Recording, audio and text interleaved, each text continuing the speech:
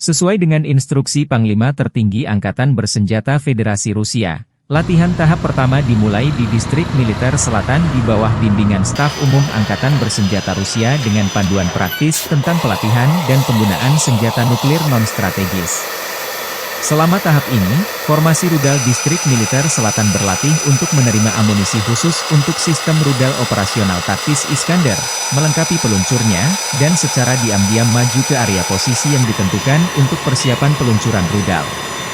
Unit penerbangan Angkatan Udara Rusia terlibat dalam latihan-latihan untuk memasang hulu ledak khusus pada persenjataan penerbangan, termasuk rudal hipersonik aerobalistik Kinzhal, dan melakukan serangan mendadak ke area patroli yang ditentukan. Sebagaimana dilaporkan Kementerian Pertahanan Rusia sebelumnya, tujuan latihan ini adalah untuk menjaga kesiapan personel dan peralatan unit tempur senjata nuklir non-strategis untuk merespons dan dengan maksud untuk menjaga integritas wilayah dan kedaulatan Rusia tanpa syarat.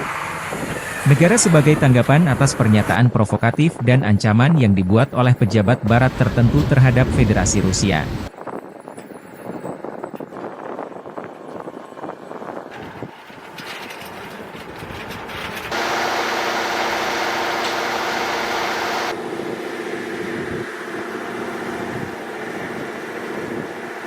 Download Tribun X sekarang, menghadirkan lokal menjadi Indonesia.